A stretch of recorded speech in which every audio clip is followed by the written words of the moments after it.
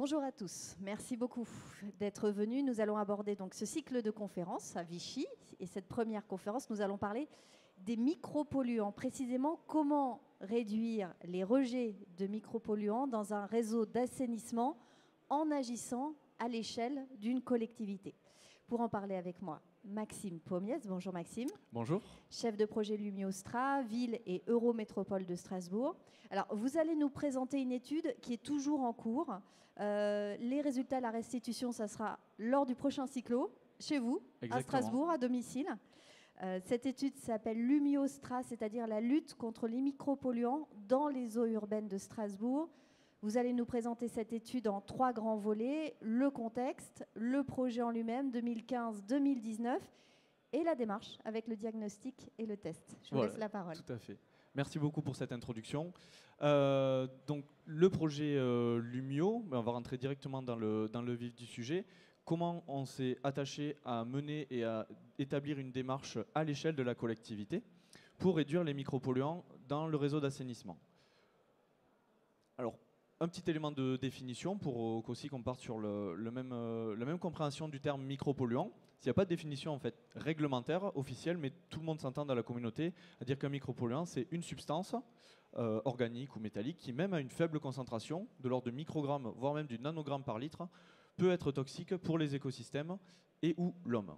Donc avec cette définition, on voit que ça couvre tout un tas de familles physico-chimiques très différentes, des métaux, hydrocarbures, aussi les composés pharmaceutiques, les pesticides, etc. Parmi tout ce pool de substances, en fait, ça en représente des dizaines, voire des centaines de milliers. Dans le côté réglementaire au niveau européen, donc régi par la directive cadre sur l'eau, il y a une liste d'une 50aine qui est vraiment utilisée pour la détermination de l'état chimique des masses d'eau. Donc ce qu'on appelle les substances dangereuses ou prioritaires dangereuses.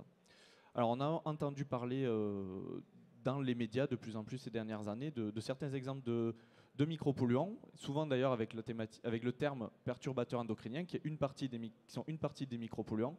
Alors vous avez entendu parler des parabènes dans les cosmétiques, du bisphénol A, qui est un plastifiant dans les biberons notamment, qui est maintenant interdit, et du glyphosate, on en entend encore parler quasiment tous les jours, parce qu'il y a toujours un blocage au niveau de son autorisation. Donc voilà, les micropolluants, ça représente beaucoup de substances différentes. Alors pourquoi la collectivité telle que l'Eurométropole de Strasbourg s'est lancée dans le projet Lumio d'une telle ampleur?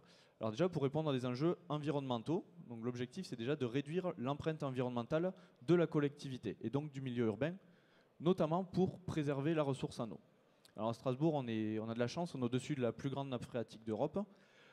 Donc au niveau quantité, on va dire qu'il n'y a pas forcément de problème, en tout cas à l'heure actuelle, mais au niveau qualité, il faut qu'on mette en place des moyens et des démarches pour la préserver et donc préserver les usages qui en ont fait, qui sont notamment industriels, agricoles, ou aussi et surtout pour la potabilisation. Le projet Lumio, il s'inscrit aussi dans tout un pool de projets en faveur de l'environnement qui sont menés par la collectivité. Alors j'en cite seulement certains, la démarche zéro pesticide, donc la non-utilisation de pesticides pour l'entretien des espaces publics.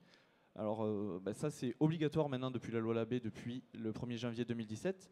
À Strasbourg, ça s'était lancé déjà dès 2008. Donc on a déjà aussi tout un retour d'expérience et on a vu que ça avait fonctionné, donc c'est plutôt positif. L'Eurométropole est aussi lauréate de l'appel à projet Territoire zéro déchet, zéro gaspille. Et donc vous verrez, il y a des liens avec le projet Lumio dans le sens bonne gestion des déchets liquides. Donc pas rejet au réseau d'assainissement, mais rapporté dans les déchetteries spécialisées par exemple. Et aussi d'autres projets qui sont aussi liés avec la qualité de l'air. Et au niveau du contexte, il y a évidemment des enjeux réglementaires. Donc, comme cité précédemment, au niveau de tout ce qui est régi par la directive cadre sur l'eau, c'est l'objectif d'atteinte de bon état des masses d'eau, état chimique, état écologique. Aussi des actions qui doivent répondre au plan national micropolluant qui a été lancé par le ministère de la Transition écologique et solidaire en 2016. Et enfin, une réglementation qui s'applique aux collectivités, qui est la note relative au RSDE-STE. Alors, RSDE-STE, c'est programme de recherche de substances dangereuses dans les eaux au niveau des stations d'épuration. Et suivant cette note, en fait, dès 2018, toutes les agglomérations qui ont plus de 10 000 équivalents habitants doivent réaliser des campagnes de mesure, entrée-sortie de stations d'épuration. Suivant les substances qui seront le plus retrouvées et qui seront déclarées comme significatives, la collectivité, tout cas le gestionnaire du système d'assainissement, va avoir réalisé des études diagnostiques amont. C'est-à-dire remonter dans le réseau, identifier les potentiels émetteurs, en tout cas les plus contributeurs, et proposer des pistes d'action. Donc là, c'est un vaste programme et aujourd'hui, les collectivités sont un peu démunies pour réaliser ces études diagnostiques. Et le but du projet Lumio, c'est d'apporter justement une aide à la réalisation de ces études diagnostiques amont. Un petit point sur on va dire la situation initiale, pré-projet Lumio. Alors, juste quelques éléments très généraux pour vous expliquer le contexte et le fonctionnement du réseau d'assainissement de Strasbourg et de l'Eurométropole de Strasbourg. Donc 33 communes, 1700 km de réseau. 95,5% des eaux usées de Strasbourg vont directement dans une grande station d'épuration, station de Lavenzenau, qui est la 4e plus grande de France. Oui, c'est ça. Donc, en temps sec, tout va à la station d'épuration. En temps de pluie, il y a forcément des déversements via des déversoirs d'orage. Alors, sur tout le réseau, il y a environ 250 à 300 points de rejet dans le milieu naturel. Et donc, il faut qu'on soit capable de savoir qu'est-ce qui va dans le milieu naturel directement. Alors, avant le projet Lumio, on avait déjà un peu des données sur quels sont les micropolluants présents dans le réseau et d'où ils viennent. Alors, des données qui viennent essentiellement donc, du programme RSDE au niveau station d'épuration, donc des mesures, voilà, comme on le voit sur le point rouge, à l'entrée de la station d'épuration.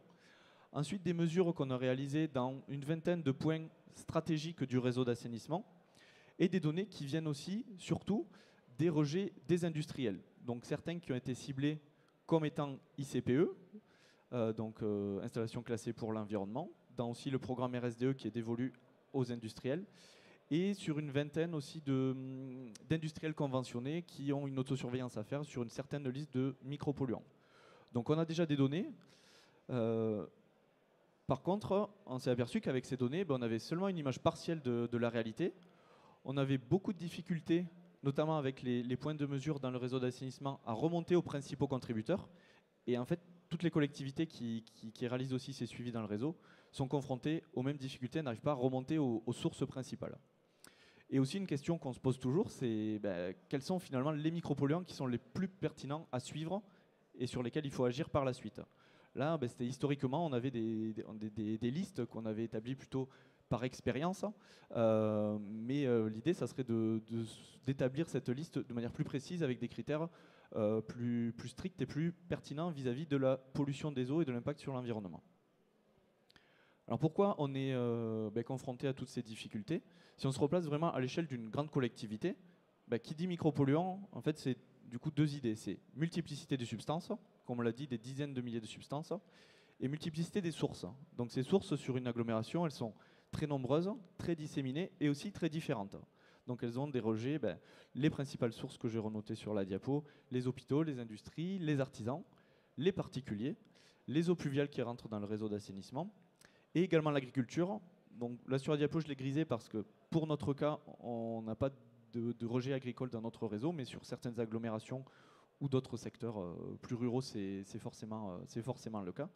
Donc des sources qui sont vraiment très différentes et qui rejettent en quantité et en qualité des micropolluants très différents.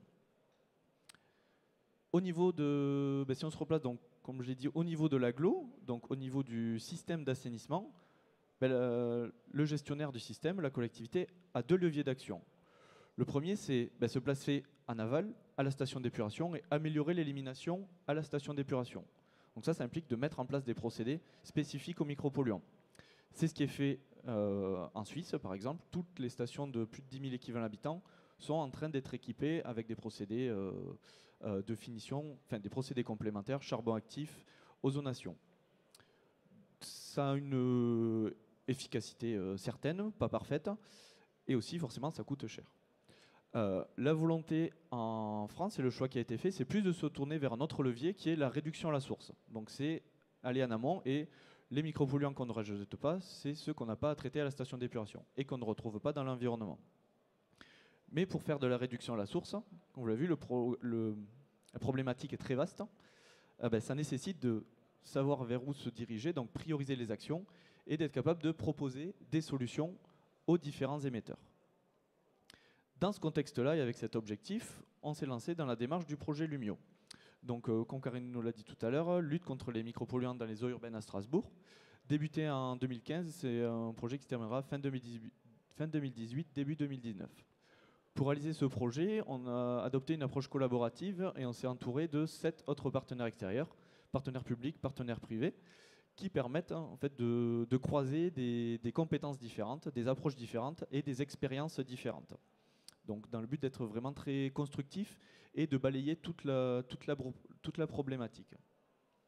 Le projet Lumio en fait, a été sélectionné dans le cadre d'un appel à projet dont le nom c'est Innovation et changement de pratique, lutte contre les micropolluants dans les eaux urbaines, qui a été lancé par le ministère, donc l'ONEMA qui est devenue l'Agence française pour la biodiversité et les agences de l'eau. Donc au total, 13 projets en France ont été sélectionnés et donc sont en cours. Si vous voulez davantage d'informations, sur la diapo, j'ai mis le lien vers les fiches projets et les premiers livrables qui sont disponibles pour chacun des projets.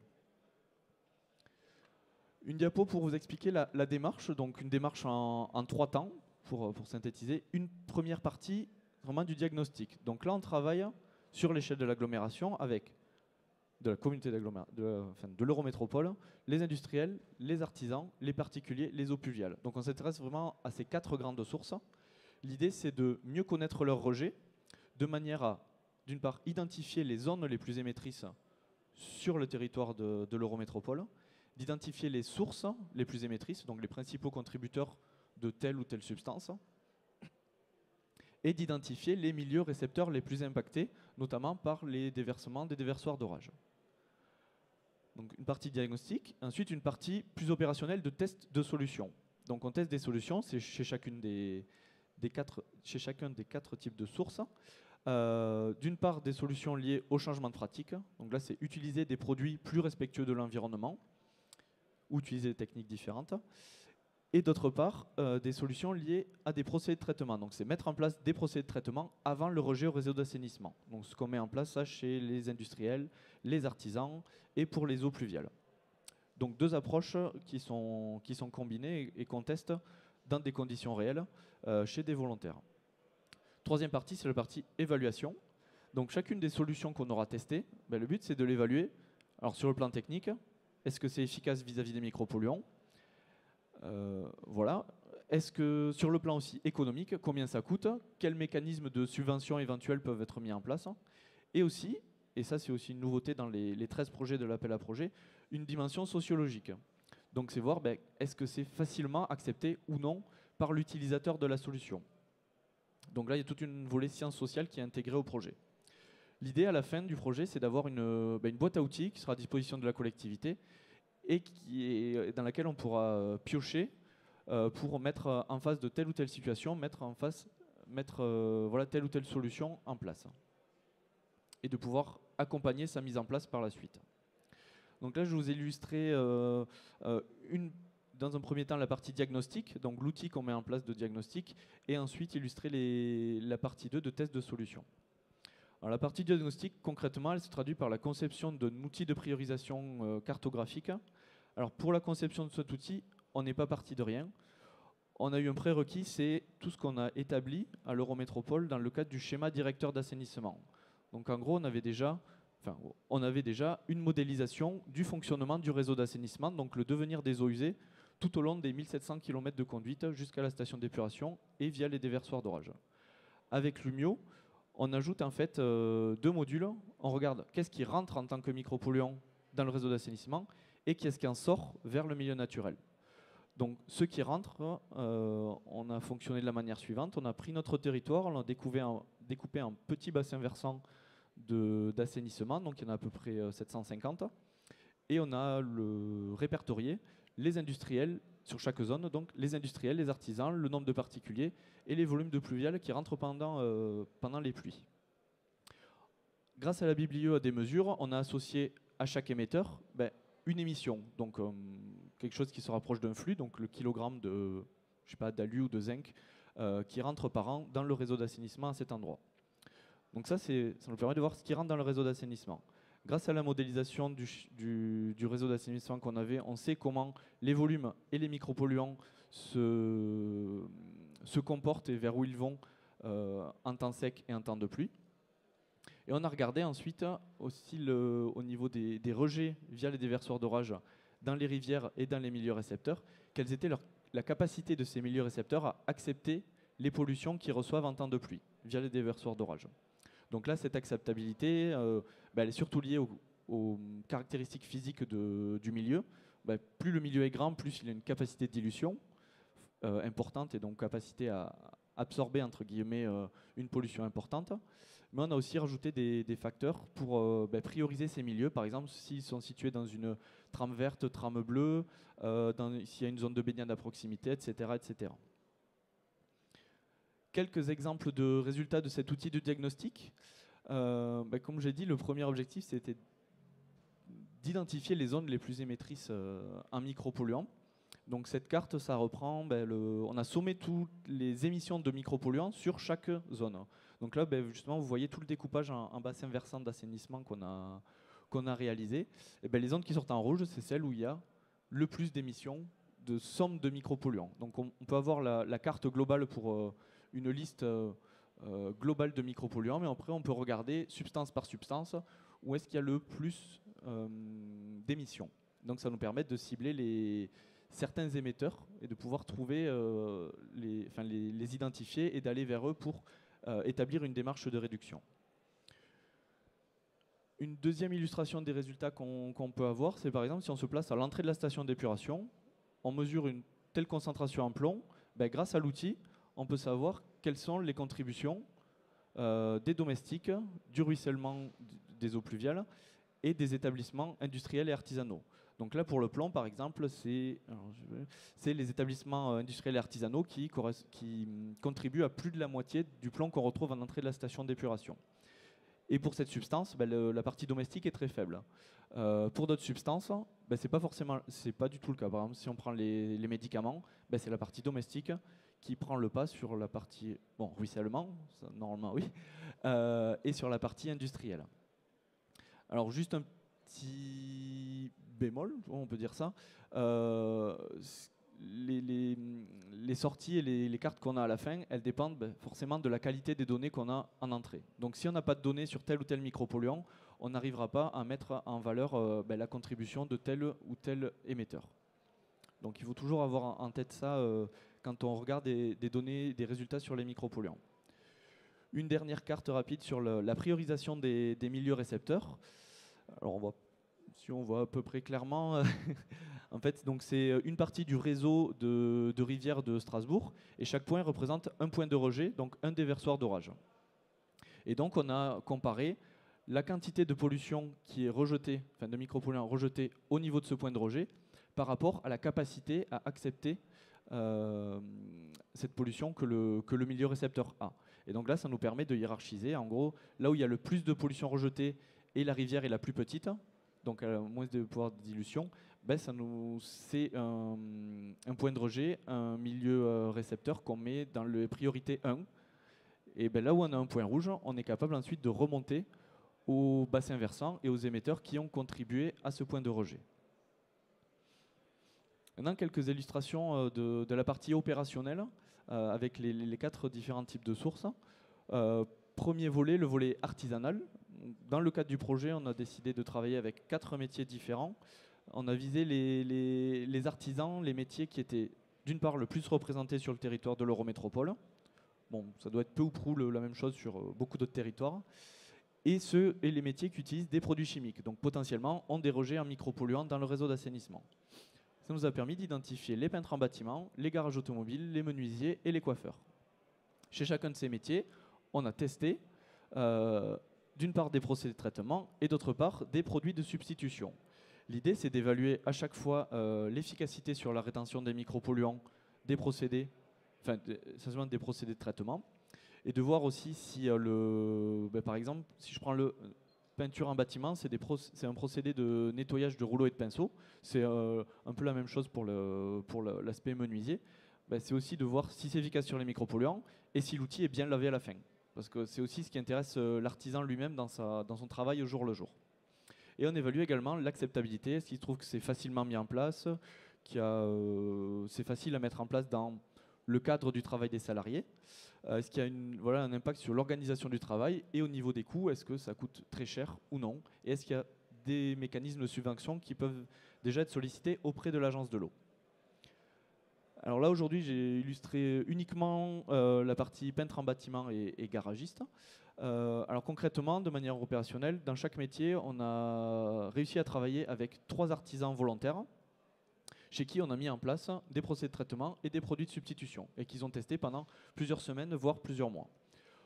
Donc dans le côté peintre en bâtiment, c'est une machine de nettoyage des rouleaux et des pinceaux. Alors le fonctionnement est somme toute assez simple. Il y a une partie nettoyage des rouleaux et des pinceaux, une partie floculation, une partie filtration. Et suivant les machines, on a testé 3 différentes. L'eau qui a été filtrée à la fin de la filtration, elle peut être réutilisée pour plusieurs cycles de lavage. Donc ça implique aussi des économies d'eau. Alors là, donc dans les 2 petits flacons sur la partie gauche de la diapo pour le peintre en bâtiment, vous voyez sur le flacon de gauche, en fait, c'est l'eau de rinçage des rouleaux et des pinceaux. Concrètement, c'est ça qui part au réseau quand le peintre nettoie ses rouleaux et ses pinceaux à l'évier. Et donc à droite de ce flacon, c'est l'eau filtrée. Donc bon, heureusement, au niveau rétention des particules et filtration, ça fonctionne plutôt bien. Et on a fait des analyses pour voir quel est vraiment l'impact et la rétention sur les micropolluants en entrée et en sortie de ce démonstrateur. Un petit point sur le côté garagiste. Alors là, le procédé testé, c'est un procédé qui existe déjà sur la plupart des garagistes, c'est un séparateur hydrocarbures. Mais il n'avait jamais été vraiment étudié avec l'angle micropolluant. Ce qui va dans le séparateur hydrocarbures, c'est essentiellement l'eau de lavage des sols des ateliers. Et donc là, idem, vous voyez l'illustration d'un flacon avec le prélèvement avant et après le passage dans le séparateur hydrocarbures. Donc l'idée, c'est voilà, pour chaque métier, on fait des prélèvements, on mesure en entrée et en sortie du procédé de traitement et on évalue le rendement d'élimination sur les micropolluants. Et après, alors là je ne l'ai pas illustré, on teste différents produits de substitution. Et on a fait la même chose pour les menuisiers et pour les coiffeurs. Alors pour les coiffeurs, il n'y a pas de procédé, c'est uniquement de la substitution, ce qui est déjà pas mal. Donc là, on a testé différentes colorations chimiques, des colorations végétales et ensuite des shampoings avec des shampoings sous le label Cosme Bio. Et on fait des prélèvements pour voir s'il y a vraiment moins de substances chimiques dedans. Un petit point sur l'aspect industriel. Alors là, l'idée, c'est dans le cadre du projet, et toutes les collectivités, en fait, ils sont confrontés, c'est d'aller vers les industriels et de les accompagner dans une démarche de réduction. Donc une démarche qui soit basée à la fois sur une amélioration des pratiques vis-à-vis de la gestion des eaux, il y a aussi l'aspect économie des eaux, etc. Mettre en place des procédés de traitement adaptés à leur rejet, et substituer les produits ou adapter leur mode de fonctionnement. Alors là, ça a été une partie difficile du projet. On s'est confronté à beaucoup de difficultés. Alors on a pu avoir des échanges déjà beaucoup plus fournis qu'auparavant avec les industriels, mais on a beaucoup de difficultés à engager des démarches volontaires avec eux, des démarches de réduction. On s'est aperçu qu'en fait, seul le levier réglementaire déclenchait chez eux une réaction. Et donc là, c'est malheureusement pas forcément les collectivités qui ont ce levier réglementaire à disposition. Donc là, j'ai recité, il y a en fait notamment un arrêté ministériel lié aux installations classées pour l'environnement qui va demander un travail sur les micropolluants, des actions dans le cadre du schéma directeur d'aménagement de gestion des eaux géré au niveau des agences de l'eau. Oui, et le souci, c'est un constat, c'est que en fait, tous ces leviers réglementaires, ils s'appliquent uniquement vraiment aux grosses industries pour lesquelles on sait qu'il y a déjà des rejets. Pour d'autres industriels peut-être un peu plus petits, un peu moins méconnus, on n'a vraiment pas du tout de levier réglementaire. Donc là, on est confronté à cette limite. Là, récemment, l'agence de l'eau Meuse, donc qui est sur lequel l'Eurométropole est sur ce territoire, a lancé un appel à projet qui devrait pouvoir nous aider à aller un peu plus loin, et on espère que ça va nous aider à engager des industriels à réaliser de l'innovation et de la réduction des rejets en micropolluants. Un petit point sur l'aspect aussi eau pluviale. Alors, cette partie du projet s'est déroulée dans le cadre d'une thèse et de l'évaluation d'un procédé de traitement des eaux pluviales. Alors en fait, il y a une filière de traitement qui a été mise en place qui est constitué d'une mare de sédimentation et d'un filtre planté de roseaux. Donc ça rentre dans le cadre des techniques alternatives de gestion des eaux pluviales. Cette filière reçoit des eaux pluviales strictes d'un quartier résidentiel. Donc des eaux pluviales qui ont traversé l'atmosphère, ruisselé sur des toitures, ruisselé sur des voiries. Et aussi, il y a une petite partie de jardins et d'espaces publics. Donc là, l'idée, c'est de voir comment cette filière retient les micropolluants et les élimine. Donc je vous rassure, les métaux et les hydrocarbures qu'on retrouve en entrée, ils sont vraiment stoppés par la filière de traitement. Et le but, c'est de regarder aussi à long terme, avec le vieillissement du filtre, on va dire l'accumulation, par exemple, des métaux dans le filtre et dans la mare de sédimentation. Est-ce qu'il y a des risques qu'il y ait un relargage ou non? Donc là, c'est toute une étude qui se déroule dans le cadre d'une thèse et qui va continuer encore sur plusieurs années. Au-delà de l'aspect efficacité sur les micropolluants, comme je l'ai dit précédemment, là aussi, on a regardé l'aspect sociologique.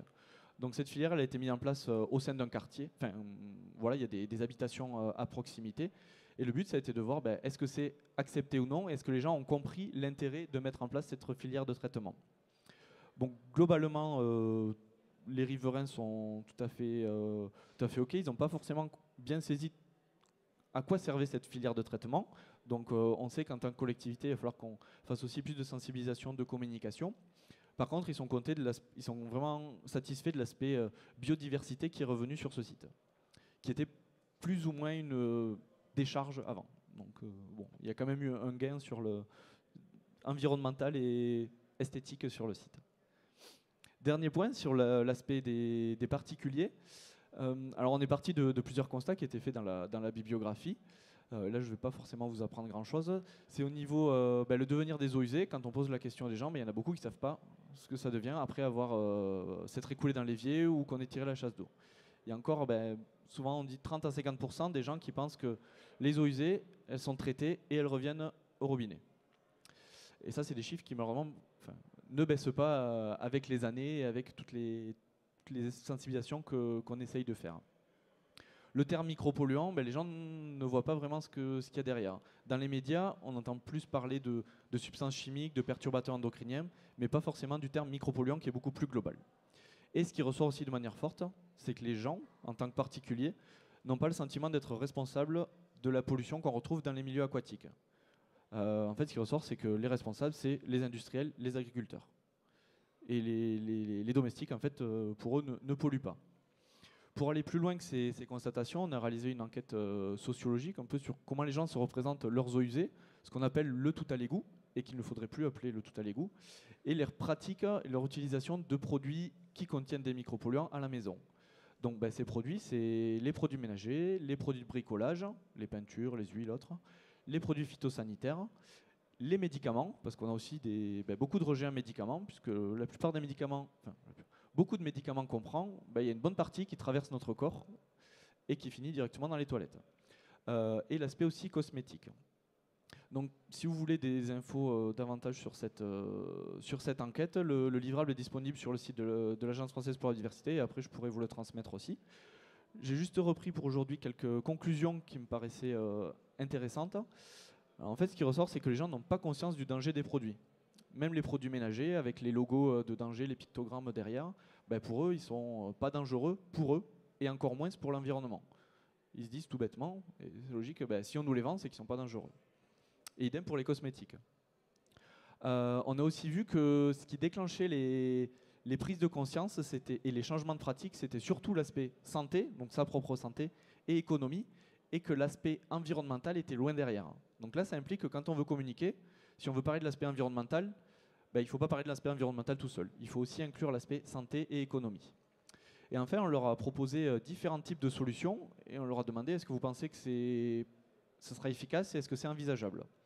Alors sur les solutions réglementaires, ce que j'ai appelé solutions réglementaires, c'est être plus strict au niveau de mise sur le marché de tel ou tel produit avec telle ou telle substance. Alors les gens pensent que ça va être efficace, forcément, mais ils ne se font pas trop d'illusions sur la facilité à faire évoluer la réglementation. Bon, je pense qu'ils sont aussi conscients de toutes les histoires. On a parlé du glyphosate tout à l'heure, c'est aussi dans cette mouvance. Les deux solutions qui ont été valorisées, c'est justement mettre de plus en évidence les produits labellisés, donc contenant moins de micropolluants. L'avantage de cette solution, c'est que c'est des produits qui sont déjà tout prêts, et donc il n'y a pas besoin de de temps supplémentaire à les fabriquer ou autre. Et justement, c'est la deuxième solution qui a été publicitée, mais un peu plus en retrait, c'est fabriquer ses produits soi-même. Donc là, le frein, c'est pour certains, il faut du temps pour le faire, ou on pense que ça ne va pas être aussi efficace, etc. etc. Pour lever ces freins, et si on se replace dans le cadre d'une collectivité, pour encourager le changement de pratique, c'est sur cette solution qu'on a décidé de mettre le doigt. Et ça a donné naissance à une campagne de communication et de sensibilisation sur les produits ménagers. Donc on a choisi de mettre des visuels en place qui véhiculent plutôt un message positif, non culpabilisant, et surtout de proposer des solutions, pas être uniquement sur le ton, du coup même pas du tout, sur le ton de l'alarme, vous faites mal à l'environnement, etc.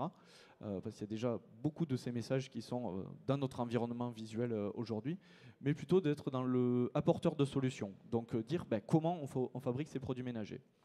Donc on a en plusieurs vagues réalisé cette campagne de communication avec des outils plutôt classiques, de l'affichage, l'utilisation des réseaux sociaux, la rédaction d'un guide de recettes au format carte postale, la mise en place d'ateliers en association avec des associations justement du local, une page web qui reprend toutes les recettes et des explications qui vont au-delà pour sensibiliser sur les micropolluants en général, et aussi des outils un peu plus innovants. Donc on a testé aussi pour toucher des publics différents qui ne sont pas déjà sensibilisés à l'environnement. Donc des clips vidéo diffusés dans les cinémas et des spots radio. Donc là aussi, alors j'ai pas mis le lien, mais si vous le souhaitez, je pourrais vous donner le lien si vous voulez y jeter un œil. Et éventuellement les diffuser aussi. Donc là j'ai fini avec l'illustration. Un point qui me paraît important, dire pourquoi... une des raisons qui fait que le projet réussit à avancer et à mon avis va perdurer dans le côté enclencher les changements de pratique, c'est d'avoir une approche collaborative et de tisser des liens et des échanges avec différents acteurs. Alors que ce soit des acteurs locaux, sur l'aspect industriel, il y a aussi la Chambre de commerce et d'industrie, sur l'aspect artisanal, il y a la Chambre des métiers, les corporations, les syndicats professionnels, et sur l'aspect particulier, les associations. En fait, on ne l'avait pas forcément en tant que service de l'eau et de l'assainissement, ces liens avec tous ces acteurs locaux, mais là, grâce au projet Lumio, on les a et on va pouvoir les faire perdurer et faire passer aussi des bons messages. Donc des acteurs régionaux, nationaux, les agences de l'eau, le ministère, l'Agence française pour la biodiversité, etc. Et aussi, un plus qu'a apporté ce projet, c'est d'avoir une approche un peu plus transversale entre les services des collectivités. Souvent, les collectivités, et moi je l'ai ressenti parce que je suis arrivé il y a 3 ans dans la collectivité, c'est assez compartimenté, et de service en service, on a du mal à échanger et à se coordonner surtout. Donc là, on a vu qu'entre les services, on a pu échanger avec le service communication, géomatique, espace vert, collecte des déchets, direction de l'économie et de l'activité, donc en lien avec les artisans. Et ça a permis d'avoir une certaine synergie entre les services et d'avoir aussi une cohérence dans les discours qu'on apporte aux différents interlocuteurs externes. Et un point qui est très important pour que ce type de projet puisse avoir une certaine visibilité et avancer, c'est que les élus soient à l'écoute et qu'ils soient aussi porteurs des messages qu'on définit et qu'on veut faire passer. Et ensuite, un lien avec les autres projets de l'appel à projet micropolluants, donc il y en a 12 autres en France, qui nous permet d'échanger sur les retours d'expérience, les démarches, les choix, et d'avancer par la suite. Alors, pour synthétiser, en mon avis, en 3 points importants, la démarche, c'est avant le projet Lumio et avant les autres projets de l'appel à projet, les collectivités sont réellement en manque d'outils opérationnels et déjà effectifs pour traiter de cette problématique. Donc là, ça nous a permis de travailler sur des outils à la fois de diagnostic et des solutions de réduction à la source. Le but du projet Lumio, c'est de réaliser ça sur le territoire de Strasbourg, mais d'avoir des livrables qui ensuite peuvent être mis à disposition d'autres territoires et que la démarche puisse être délocalisée ou extrapolée à d'autres territoires en fonction bien évidemment des spécificités locales. Et comme l'a dit Karine dans l'introduction, pour aussi faire parler de ces livrables, il y a la conférence dans le cadre du salon Cyclo Strasbourg. Alors je ne sais plus si on a dit la date, c'est le 3 et 4 octobre à Strasbourg. Voilà, où donc il y aura une restitution du projet Lumio, mais aussi des 12 autres projets de l'appel à projet micropolluants. Et un point, je réinsiste dessus, c'est impliquer les acteurs du territoire et travailler avec eux. Quelques limites cependant, c'est que tout ce travail, en fait, les effets ne se voient pas forcément immédiatement, c'est vraiment des effets à long terme, donc il ne faut pas voir ça comme un sprint, mais plutôt comme un travail de longue haleine. On a aussi vu que les données d'entrée, il y en a beaucoup qui manquent ou qui ne sont pas forcément de très bonne qualité. Donc on a pu mettre le doigt sur notamment quel est le rejet en micropolluant d'une habitation domestique classique. Là, on a peu de données pour mettre en face. Il n'y a que quelques études qui se sont intéressées. Et là, on a mis le doigt sur un manque, et ça veut dire qu'il va falloir qu'il y ait des projets qui travaillent davantage dans ce sens. Et c'est le cas dans les autres projets micropolluants, donc on va pouvoir récupérer les données à la fin. Et finalement, une des limites, et en fait c'est un prérequis à travailler sur les micropolluants, c'est bien connaître son territoire et son réseau d'assainissement, son fonctionnement. Et je vous remercie pour votre attention. Merci beaucoup Maxime.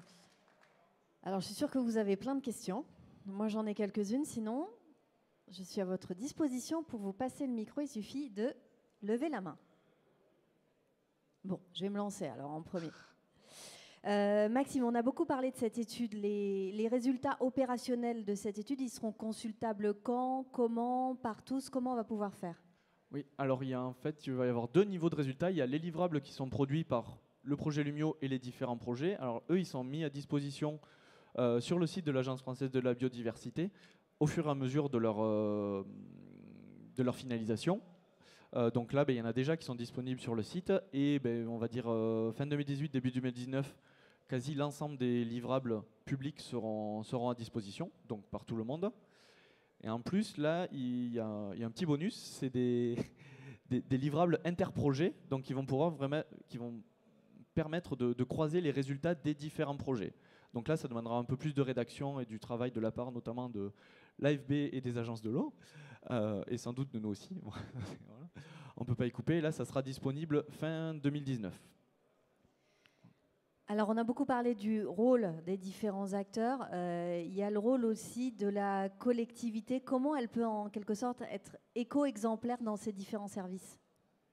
Oui, alors tout à fait, c'est vrai que c'est un point important qu'on n'a pas forcément abordé aujourd'hui. Oui, le côté éco-exemplarité, c'est un mot-clé vraiment très, très important et qui va servir de moteur à entraîner les industriels, les particuliers, etc. Donc l'idée, dans le projet Lumio, dans d'autres projets, c'est d'aller voir différents services et de leur proposer les expériences qu'on a en termes de diagnostic et en termes de tests de solutions pour les mettre en pratique chez eux. Donc par exemple, sur le côté garagiste, on travaille avec notre service véhicule pour justement mieux connaître leurs rejets et faire de la substitution de produits. Donc déjà là, il y a certains dégraissants qui ont été, dégraissants de frein par exemple, qui ont été substitués. Donc ils ont un impact sur la santé des salariés et sur les eaux usées beaucoup moindre, des lave-glaces, etc. L'idée, c'est aussi, sur un autre service, par exemple le service maintenance bâtiment, essayer de mettre d'essayer. Moi j'y crois, on va mettre en place des machines de nettoyage, des rouleaux et des pinceaux. Donc notamment des machines, là je ne les ai pas vues, mais qu'on a testé avec des menuisiers. Vous pourrez aller voir le stand de Monsieur Atta, puisque c'est une de ces machines qu'on teste aussi dans le cadre du projet.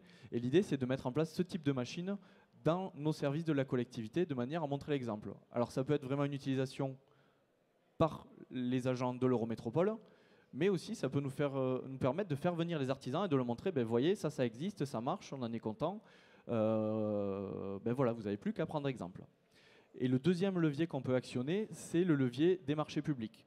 Donc c'est inclure tous ces retours d'expérience et ces bonnes pratiques dans les clauses environnementales des marchés publics, de manière à valoriser, à attirer, je ne sais pas si c'est le mot, les entreprises qui sont vertueuses et qui font des efforts en termes de réduction des micropolluants.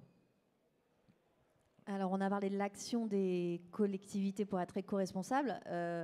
Et nous tous aussi, en tant que particuliers, on doit pouvoir faire des choses. Qu'est-ce qu'on peut faire concrètement pour diminuer ces micropolluants? Oui, alors on s'est aperçu qu'en fait, en tant que particulier, on partait un peu de loin parce qu'on ne connaissait pas vraiment ça. Donc il y a déjà être à l'écoute et se rendre conscient que tous les produits qu'on utilise chez nous, ils ont un impact déjà en premier lieu sur nous et ensuite sur notre eau usée. Donc c'est déjà prendre conscience de ça. Et ensuite, c'est se poser des questions sur tous les produits qu'on utilise à la maison. Est-ce qu'on peut changer nos pratiques, hein? Donc on peut voir, moi je vois 3 niveaux en fait, est-ce qu'on peut se passer de ces produits? Alors là par exemple pour illustrer c'est le côté jardinage, est-ce que les pesticides on peut faire sans? La réponse est oui. Voilà. Et puis on va aussi forcément y être plus ou moins obligé, puisqu'il y a la deuxième vague de la loi Labbé qui va interdire la vente, je sais plus non, la vente libre des pesticides à partir du 1er janvier 2019 pour les particuliers. Donc le premier, ça c'est, est-ce qu'on peut faire sans produits chimiques, donc utiliser d'autres techniques? Est-ce qu'on peut utiliser des produits plus respectueux de l'environnement? Donc soit prendre des produits labellisés avec des vrais labels, aussi, parce qu'il y a aussi le problème du greenwashing avec des labels qui ne sont pas du tout officiels. Mais voilà, les labels officiels, c'est écolabel, éco-certification. Et bon, c'est déjà pas mal. Oui, déjà, si on vit ces deux labels, c'est plutôt bien. Ou alors fabriquer ses produits soi-même avec des produits plus simples, là, sur les produits ménagers. Alors je ne sais pas si dans la salle, certains fabriquent déjà leurs produits ménagers eux-mêmes, avec du vinaigre blanc, du savon noir. Ça fonctionne, mais les retours qu'on a quand même, et en tant que média, je suis bien placée pour le savoir, c'est que les gens, ils ont pas le temps, ou Oui. ils savent plus. Ils savent plus, par exemple, que le vinaigre blanc, on peut l'utiliser pour des tonnes de choses. Oui, tout à fait. Alors on voit que ça revient, ça reste une petite part de la population, mais c'est une part grandissante. Dans les ateliers qui sont menés par les associations, on voit que là, sur les dernières années, il y a la demande qui a été qui augmente vraiment quasi de manière exponentielle. Il y a vraiment une forte demande. Donc c'est pour ça qu'on veut prôner aussi acheter des produits écolabellisés, parce que c'est aussi ce qui est ressorti de l'enquête, c'est que les gens n'ont pas le temps ou ne veulent pas prendre le temps de fabriquer. Donc c'est utiliser déjà des produits écolabellisés. Et la dernière action qu'on peut faire, qu'on doit faire, c'est aussi bien gérer ces restes de produits chimiques. Donc voilà, les restes de produits chimiques qu'on a, il ne faut pas les jeter à l'évier, ni dans la nature encore.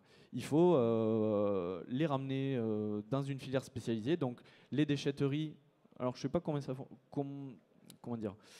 en place dans toutes les collectivités en France. Normalement, il y a l'éco-organisme EcoDDS, donc c'est déchets dangereux spécifiques des ménages, qui met en place des points de collecte spécifiques des produits chimiques des particuliers pour les récolter.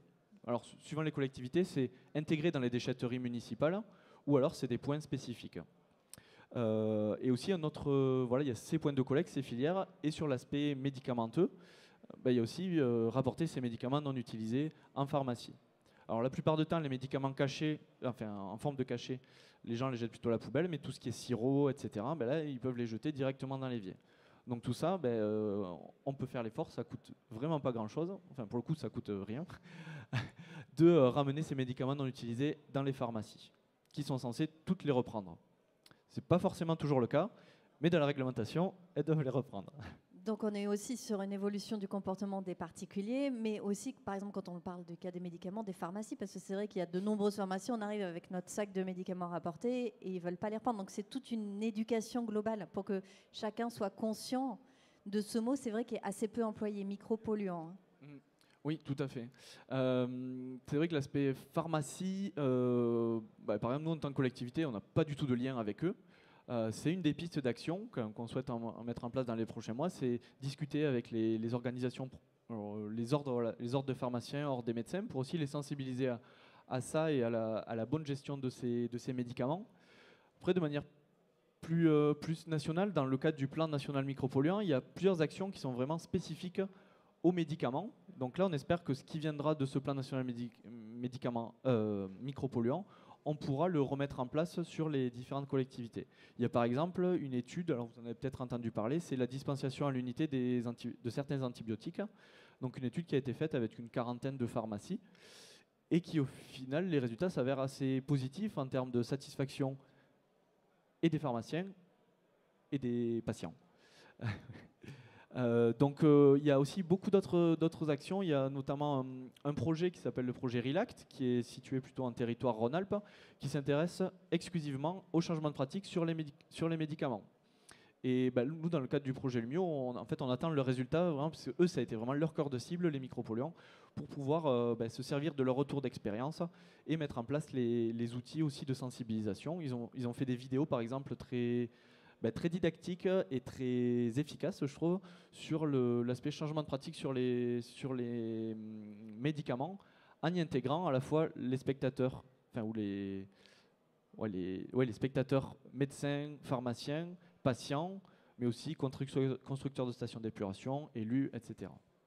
Voilà. Donc on voit en fait, oui, il y a toute une chaîne d'acteurs qu'il faut arriver à identifier sur son territoire pour les solutions qu'on peut mettre en place à l'échelle du territoire, et arriver à les faire discuter entre eux, ou au moins arriver à échanger avec eux pour, déjà il y a le côté compréhension du problème, puisque comme on l'a dit, on part un peu de loin pour beaucoup d'acteurs, et ensuite arriver à trouver comment mettre le plus facilement possible, donc en s'adaptant à la problématique de chacun, des solutions sur leur fonctionnement.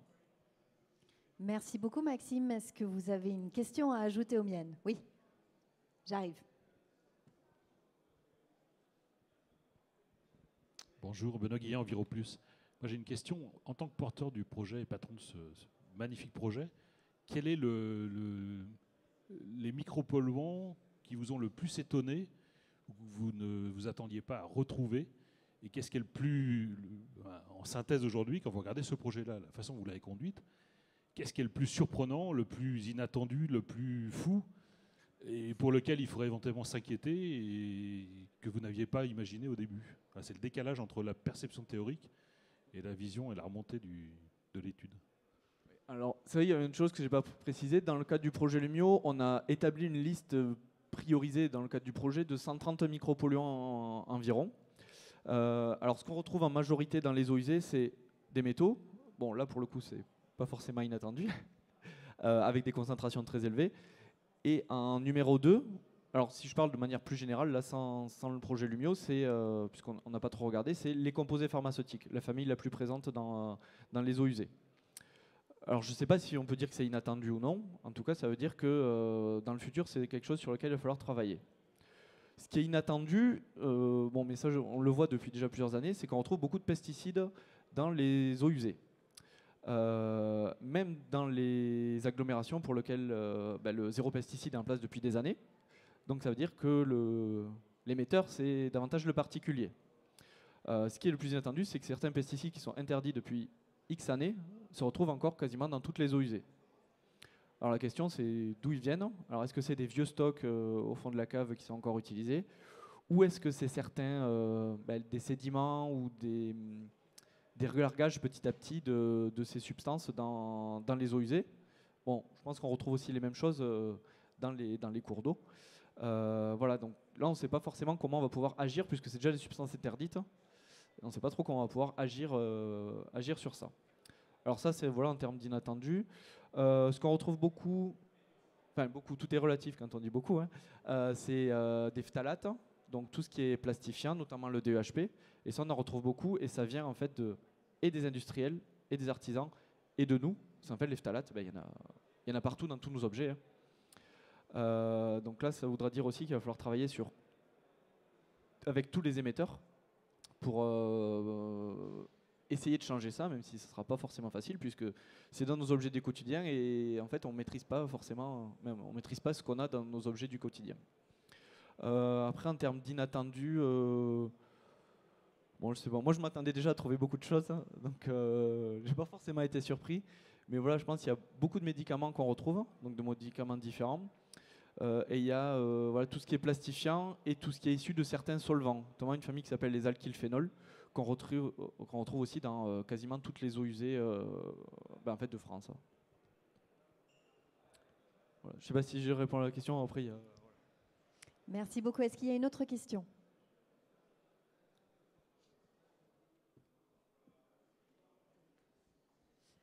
Oui, par rapport aux machines, du coup que vous proposez, c'est vraiment super bien pour les gens, mais du coup ça leur rajoute une manip, parce qu'au lieu de rejeter directement au réseau d'assainissement, il va falloir qu'eux prennent en charge les déchets qu'on voyait dans les bouteilles et aillent à la déchetterie. Oui, l'idée, c'est voilà, la pollution qu'on ne rejette pas sans rien dire dans l'évier, là elle est concentrée, stockée grâce à la filtration. De manière plus compacte, mais oui, là l'idée c'est après que ça soit pas rejeté à la poubelle, hein, ça aille en déchetterie professionnelle. Bon, globalement, il y a déjà beaucoup d'artisans, s'ils ont des bonnes pratiques, leurs autres déchets, ils les amènent en déchetterie professionnelle. Voilà. Après, oui, ça rajoute un coût d'apport et de gestion de ces déchets. Mais l'idée, c'est un peu comme pour les stations d'épuration, hein. On concentre vraiment la pollution dans un volume beaucoup plus faible et de manière à le gérer plus facilement. Mais oui, il ne faut pas oublier ça, ça ne disparaît pas. Voilà, voilà. La pollution n'est pas biodégradée ou ne disparaît pas, ne se transforme pas en eau et en CO2. Donc il y a toujours forcément une petite part de pollution. Merci beaucoup. Est-ce que vous avez une autre question, monsieur? Pardon, Thierry Atta. Juste pour faire Pardon, Thierry Atta, EnviroPlus. Juste pour faire un petit rebond sur ce qui vient d'être dit, c'est qu'effectivement, il y a parfois des contraintes supplémentaires à changer les pratiques. Par contre, ce qu'il faut juste avoir à l'esprit, c'est que souvent, on a décortiqué, analysé les différentes étapes, et toutes ces étapes analysées dans un nouveau processus de fonctionnement peuvent permettre surtout ou à l'entreprise ou même au grand public d'être moins contraint, de gagner du temps. Gagner du temps, ça peut être de la productivité, et donc, in fine, ça ne coûte pas forcément plus cher. Il y aura juste un ticket d'entrée qui sera, le fait de faire un pas en avant pour changer la méthode, mais aller au même endroit, simplement pas par le même chemin. Mais in fine, ça ne coûte pas forcément plus cher. C'est vraiment l'approche qu'il faut en avoir et les messages qu'il faut faire passer. En tout cas, c'est l'expérience qu'on peut en avoir et sur quelques années de recul. Merci beaucoup. Une autre question? Non, dans ce cas-là, je vais vous dire merci infiniment à tous. Je vous donne rendez-vous à 14h30 pour la prochaine conférence. Merci beaucoup, Maxime. Merci, Karine. Merci à tous.